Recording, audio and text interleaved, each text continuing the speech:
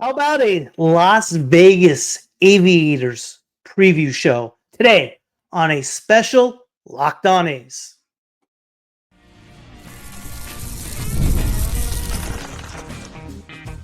You are Locked On A's, your daily podcast on the Athletics, part of the Locked On Podcast Network. Your team every day. Welcome to Locked On A's, part of the Locked On Podcast Network. Your team every day. I am your host, Booney. One name, all passion. Thank you for making Locked On A's your first listen of the day. I'm from the Bay Area, and I've been a diehard A's fan since 1981. This isn't just another A's podcast. This is the most informative and insightful show on the A's, period. We cover the A's every single day, breaking down games, delivering the latest team news, and giving you deep, thoughtful analysis you will not find anywhere else. If it's happening in Sacramento or in Las Vegas, we have got you covered. We are free and available wherever you get your podcast, including YouTube. Do me a favor and hit that subscribe button wherever you are following the show. I don't think I've ever been this fired up for a AAA baseball season. I mean, I'm practically bouncing off the walls here. You know why? I'm going to tell you why. Because the Las Vegas Aviators are about to take flight in 2025. And this squad is stacked. I'm talking first-class talent, prospects hitting their stride, and a manager who knows how to steer this plane. So buckle up. This is going to be one heck of a preview show. Now, before we dive into the nitty-gritty, let me just say this. AAA baseball doesn't always get the love it deserves. People focus on what's lost in trades. Oh no, Matt Chapman gone. Matt Olson's gone. But what about what we gained? The prospects, the future stars. Those hidden gems are now shining bright in Vegas. And trust me, you're going to want to pay attention. Let's start with the basics, the roster. The Las Vegas Aviators have 9 players who were drafted in either the first or second round. 9. That's not a lineup. That's a treasure chest of baseball talent. These guys are the kind of players who make scouts drool and fans dream about October glory. And leading this squad of future MLB stars is none other than Fran Riordan, the skipper with a resume that reads like a baseball encyclopedia. Fran Riordan was appointed manager of the Aviators back in November of 2018, and let me tell you, this guy knows how to win. He's been in professional baseball for 24 seasons. 24! That's longer than most of us have been trying to figure out what to do with our lives. He's got a career managerial record of 1,309 wins. That's 8th among active minor league managers. 8th. And if you're still not impressed, let me remind you that he was named Pacific Coast League Manager of the Year, not once, but twice in the last 4 seasons. The man doesn't just manage, he builds culture, a nearly impossible task in minor league baseball with players coming and going like it's the Vegas Strip on a Friday night. Let's talk about Riordan's greatest hits with the Aviators. Back in 2019, he led this team to a franchise best .593 winning percentage and a Pacific Southern Division championship. Oh, and did I mention that was also the first time the Aviators made the playoffs in 5 years? Riordan doesn't just manage, he transforms teams into contenders. But his success isn't limited to AAA. Before joining Las Vegas, Riordan guided AA Midland to a Texas League championship in 2017. And if you want to even go further back, he was an absolute legend in the Frontier League. He's their all-time leader in wins, 625 victories. He even earned a spot in their Hall of Fame in 2014. The man is basically baseball royalty. And as a player, oh yeah, Riordan was no slouch. 7 seasons as a first baseman and outfielder in the Frontier League, 3 All-Star selections, and a career batting average of .281. Not bad for a guy who now spends his days calling the shots from the dugout. Now let's pivot to this year's Aviators roster because Honestly, it's hard not to drool over this group of players. We've got top prospects who are finally hitting their stride after years of development. These are guys who could be wearing green and gold for the A's sooner rather than later. And with 9 first or second round picks on this team, folks, that's just not depth, it's luxury. But here's the thing about AAA baseball. Predicting success is like trying to guess what Elvis impersonator you'll see next on Fremont Street. Players move up and down constantly. Injuries happen, trades happen. It's chaos. But that's where Riordan comes in. He knows how to keep this team grounded, focused, and ready for whatever curveball life or opposing pitchers throws their way. So, what can we expect from the Aviators this year? Well, if history is any indication, we're looking at another winning season under Riordan's leadership. This team has power at the plate, speed on the bases, and arms on the mound that can make hitters wish they stayed home. It's not just about winning games, it's about developing players who will eventually make an impact at the big league level. Without further ado, let's get into it, starting with the pitchers. JT Ginn. JT Ginn was a second round pick by the Mets in 2020 out of Mississippi State. The A's acquired him in 2022.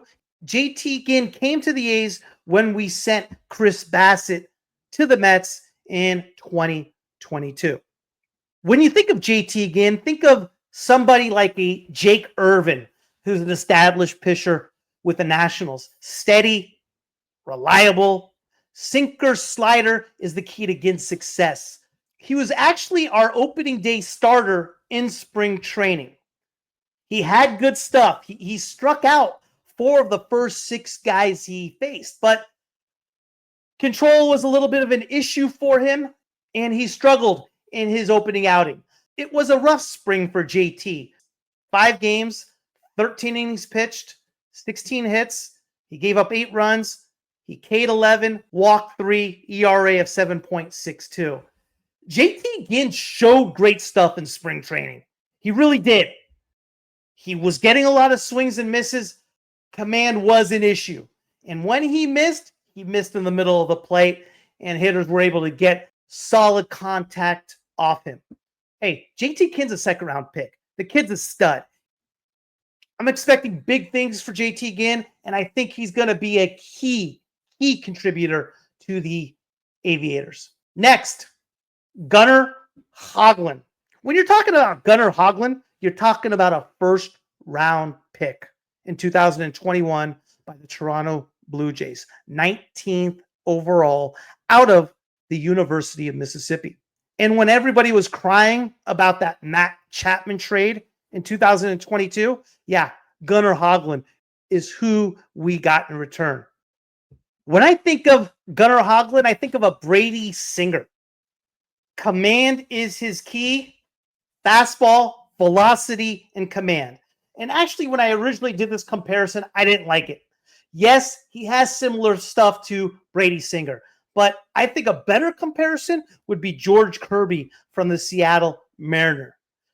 Hoglund's not going to walk many batters. He's going to be in the zone, has great velocity, had his shining moments in spring training, but got banged around in his last outing. Overall, 3 games, 4 innings pitched, 5 hits, 4 earned runs, 2 base on balls, 9 Ks, a 7.71 ERA. Like I said, the first couple outings for Hoglund, he looked phenomenal and then just got caught up in the end. And that's all it takes in spring training when you're only giving so many opportunities. The third spot in the starting rotation, Jacob Lopez. Who is Jacob Lopez? Jacob Lopez, we received as part of the Jeffrey Springs trade in December, where we traded Joe Boyle. We got Jeffrey Springs and we got Jacob Lopez. 6'4", 220, 26th round pick in 2018 by the Giants out of the College of Canyons. He didn't pitch often in spring training. He only pitched in 2 games, 3 innings. But he didn't allow a hit. He struck out 4. He walked 2. I'm not sure Not positive what's going on with Lopez's health. I assume he's just fine and ready to go. He pitched late in spring, but why he only got 2 outings, I'm not sure. The 4 spot, Mason Barnett. When you're talking about Mason Barnett, you're talking about straight heat.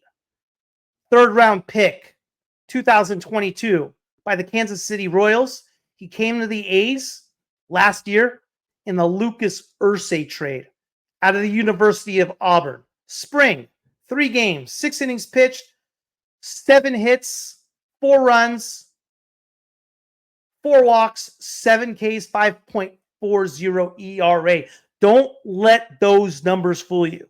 There was 1 outing where he was literally cruising, 2 outs, no one on, and all of a sudden, just everything caved in. Other than that 1 outing, he's fighting for a spot on the opening day roster. So don't let those numbers fool you. When you're thinking about Mason Barnett, I'm thinking about a former Athletic who's now the ace of the St. Louis Cardinals staff. Sonny Gray, one of the best pitchers in baseball. High energy heat. He's fast. He's fierce. And he absolutely has the most filthiest stuff when he is right. I like Barnett a lot. Keep an eye on Barnett. He's going to be one of the top pitchers for the Aviators. And I will not be surprised if he's with the big team soon. Again, Barnett's big issue and what he needs to work on is command. But he has dominating stuff. The 5th spot in the rotation is anybody's guess. I'm going to lay off that for right now. I will say the only individual that I have left off the starting rotation, because I don't know his status with regard to injury, is Brady Basso. And Brady Basso was phenomenal this spring in the 2 outings he did have. He had him at the beginning of the spring. 2 games, 4 innings pitched, no hits, no runs, 1 walk, 4 strikeouts. And then they shut him down. He had a dead arm. There was no timetable for his return. I do not have news as far as when he will be back. But when he is ready to go, he will be in that rotation. And probably right now is the top pitcher in the rotation and most likely to come back if healthy. 16th round pick in 2019 out of Oklahoma State. When you're thinking of Brady Basso, think of a Tyler Anderson with the Angels. Crafty, fastball command, breaking ball magic. That's who I think of when I think of Brady Basso. Just a pitcher that pitches beyond his years. Basso knows how to pitch. He's not going to overpower you. He's going to grind you. He's going to pitch to his location. He's going to pitch to his spot. And he's never, ever going to give in. Love Brady Basso. Hope he gets healthy soon and excited to see him. When you're talking about the starting rotation, tough, real tough. I believe those 4 should be a cinch as far as the starting rotation, meaning Barnett, Ginn, Hoagland, and Lopez. The 5th spot, anyone's guess, when Basso is healthy, he will definitely have one of those spots. And when we come back, we're going to talk about the relief pitchers up next. This episode is brought to you in part by Wonderful Pistachios. Looking for a snack that's both delicious and nutritious? Crack into a good source of protein with Wonderful Pistachios. Wonderful Pistachios is one of the highest protein nuts. Each 1 ounce serving has 6 grams of protein, giving you over 10% of your daily value. Plus, they are packed with fiber and better for you unsaturated fats to help keeping you feeling fuller longer. Personally, I love the no shells variety. It's the perfect grab and go snack for busy days, whether I'm snacking at my desk, on a road trip, or just need a quick protein boost. They are always my go-to. And if you love cracking open every shell for that satisfying crunch, the in-shell options are a classic favorite. The fact that Wonderful Pistachios is a complete protein providing all 9 essential amino acids, how these little green wonders pack a protein punch. No shells, Wonderful Pistachios for that grab and go ease. The satisfying crack of opening each shell, it's like snack meditation. Whether you are running between meetings or dropping off the kids, Wonderful Pistachios are the snack that works as hard as you do. Get snacking and get cracking with the snack that packs a protein punch. Visit wonderfulpistachios.com to learn more. The Aviators starting pitching is no joke. Every night out, somebody's going to have to face an absolute stud. But you know what? The bullpen is no slouch either. And I'm having a real hard time trying to figure out who the ninth inning guy is. So let's start with who I believe are going to be your top 4 high leverage individuals, starting with Grant Holman. When you think of Grant Holman, think of Michael Kopech with the Los Angeles Dodgers. Big frame, big heat. They throw very, very similar. Holman is a 6th-round pick in 2021, drafted by the A's out of the University of California. He spent some time in the big leagues last year, late August, early September. He was solid. He wasn't bad in spring training either. 6 games, 6 innings pitched, 7 hits, 2 earned runs, no base on balls, 3 Ks. It was a surprise that Holman didn't make the opening day roster to a certain degree. Who would have expected Justin Sterner to do what he did in spring training? And I think that's what took Holman's last spot. Holman's good, man. I could easily see Grant Holman as the closer for the Aviators this year. If it's not Holman, look for Elvis Alvarado. Elvis Alvarado, we picked up this last January on waivers from the Pirates. He's an international signee from the Dominican Republic, and he has major heat. Mark Kotze, actually at the beginning of March, was quoted as saying he wouldn't be surprised if Alvarado made the opening day roster. Command's an issue for Alvarado. It has been his whole career. He was solid. 5 games, 4 innings pitched, 3 hits, 2 earned runs, 4 base on balls, 9 strikeouts, ERA of 3.86. Most of the damage done against him was in 1 game in Vegas against the D-backs. I like Alvarado a lot. Again, could be Alvarado. It could be Holman in that 9th inning. Another guy who may have an inside track at that job is Ryan Cusick. 1st-round pick, 24th overall, out of Wake Forest, 2021. Remember Matt Olson, that trade? Yeah, Cusick was part of that Matt Olson trade that we got in return in 2022. He's 6'6", he's 235, 25 years old. The kid's a big kid. He was good this spring. 3 games, 2 innings pitched, 1 hit, no runs. Command's a big deal for him. 3 base on balls, 6 Ks. Yeah, you heard it right. Everybody he got out in spring training came via strikeout. Cusick is a stud. Let's not forget about Jason Alexander, undrafted from Long Beach State, came over in the Lucas Ursay trade last year. He got a lot of opportunity this spring. 5 games, pitched 9 innings. He got hit around, 13 hits, 6 earned runs. He didn't walk any and struck out 10. He has the stuff. When he is missing, he just can't be missing down the middle. He had a lot of hard contact against him. He figures that out. He spots his pitches. Alexander's going to be a problem, a big problem. How about our lefties out of the pen? Ben Bowden, Matt Crook. Ben Bowden, 2nd-round pick, 2016 out of Vanderbilt by the Braves. We picked him up as a free agent last year from the Braves.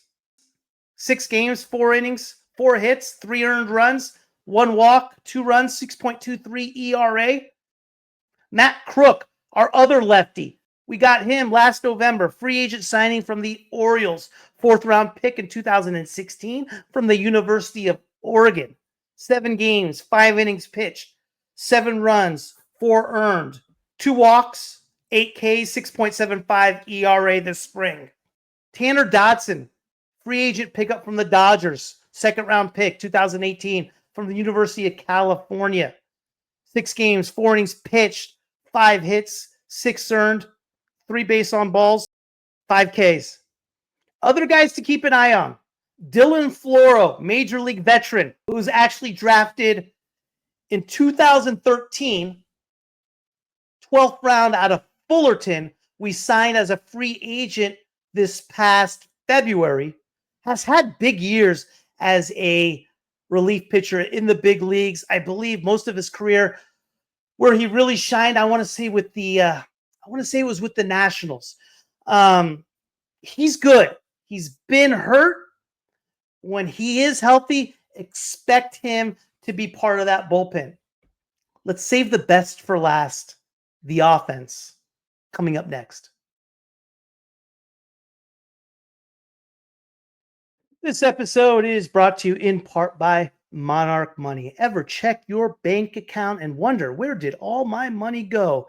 Between dining out, online shopping, and entertainment, it's easy to lose track. That's where Monarch Money comes in, your personal CFO, giving you full visibility and control over your finances. Monarch Money isn't just a budgeting app, it's a complete financial command center. You can track all your accounts, investments, and spending in one place, so you stop just managing your money and start building wealth.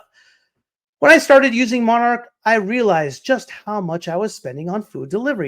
Now I budget smarter and save more.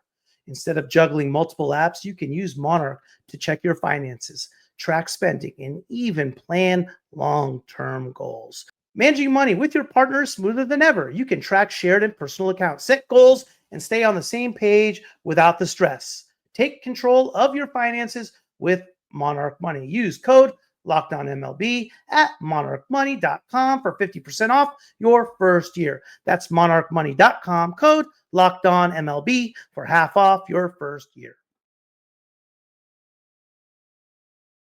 I am going to attempt something here that is extremely difficult. I am going to try to predict the exact starting lineup for the Aviators. Now, granted, I am pretty darn good at this, but this is going to be extremely difficult. I'm going to give you my best shot and see what happens.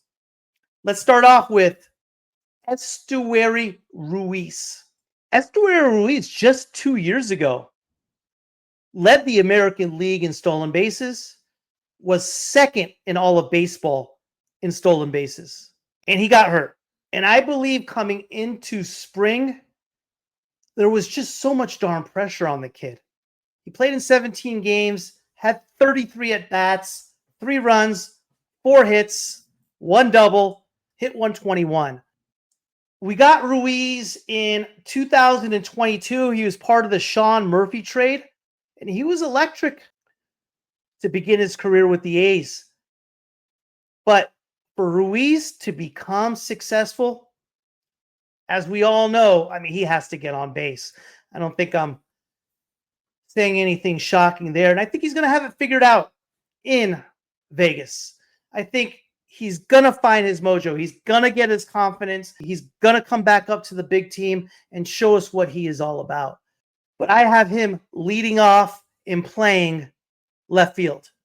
Batting second, playing right field, is Drew Avans, who we picked up this last November as a free agent signing from the Dodgers. He was drafted in 2018, 33rd round pick, had a great spring. Avans was impressive. For most of the spring, he was mid 300s, touched 400 for a while. Things leveled off a little bit for him in 23 games, 42 at-bats, 11 runs, 12 hits, 4 doubles, had a bomb, 2 ribbies, walked 5 times. Ks need to come down a little bit. 13 Ks. He stole 4 bases. He hit 286. He played a good outfield. I like Avans. I thought it was a hell of a free agent signing. And he is going to do big things for the Aviators. Batting third. No surprise here. This dude was batting third when he was in his crib First round pick, number 4 overall out of Wake Forest University, Nick Kurtz. In 14 games, 23 at bats. He had 4 runs, 6 hits, 2 bombs, 5 RBIs. He walked 7 times. He struck out only 5 times. When you're thinking of Nick Kurtz, I like to compare him to a Freddie Freeman. Big comparison. I get it. Power, precision. Kurtz is the ultimate hitter. The other comparison you can also make, for those who remember, Jim Thome. Same type of player. Kurtz is it. He's the real deal. And it's going to be exciting to see what he does in Vegas this year. The optimism for the A's and their talent starts with Nick Kurtz. Batting fourth, Colby Thomas. He came up with big expectations for the A's this spring. 16 games, 22 at bats, 4 runs, 4 hits, a double, home run, 3 RBIs, 5 walks, 6 Ks, hit only 182. He picked it up towards the end of spring training. He's a 3rd round pick in 2022 out of the University of Mercer. He's only 24 years old. I mean, this kid has the talent, has the ability, is explosive, has the power. When I think of Colby Thomas, I think of Hunter Renfroe.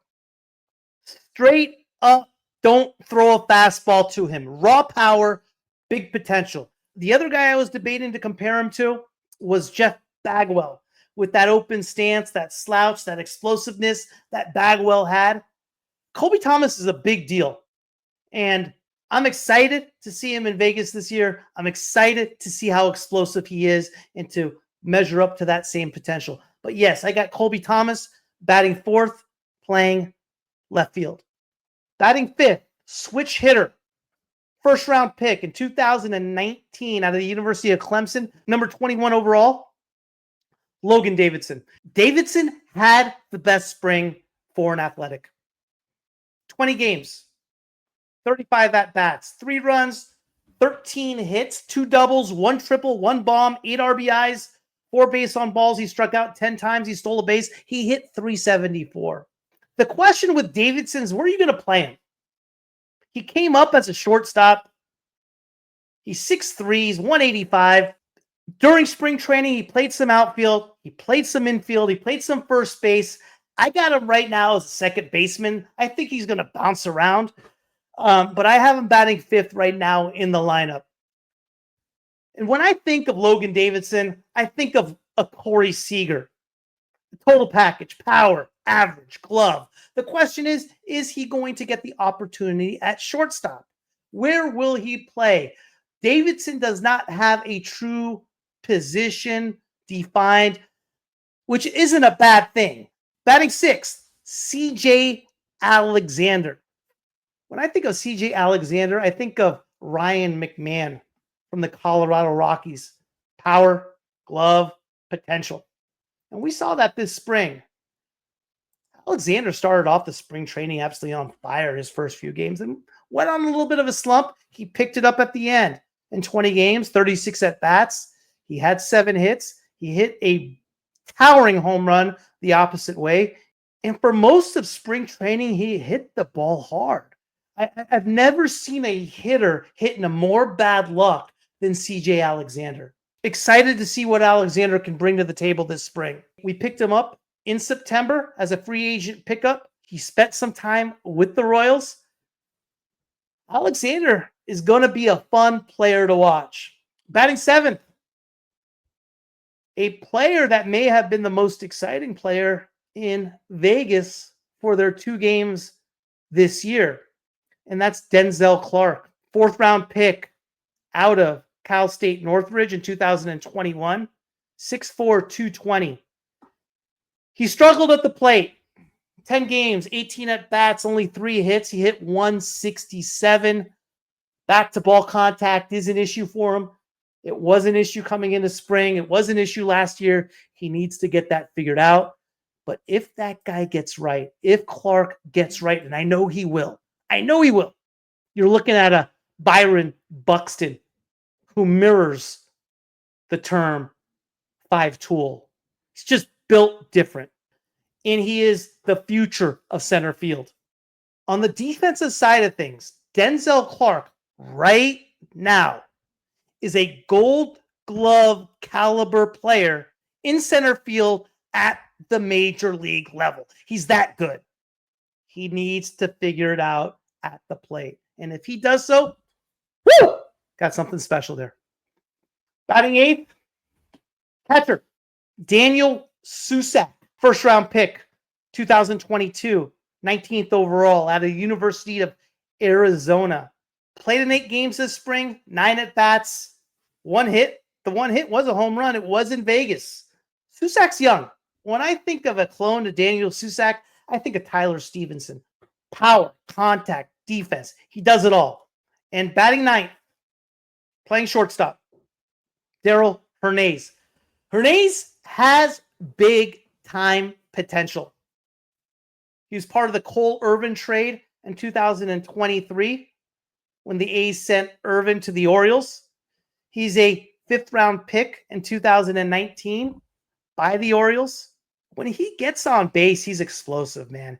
He had 2 triples this spring, 36 at-bats, 7 hits only, 7 RBIs, hit only 194, and that's the deal with Hernaiz. He needs to figure it out at the plate. If he does so, look out.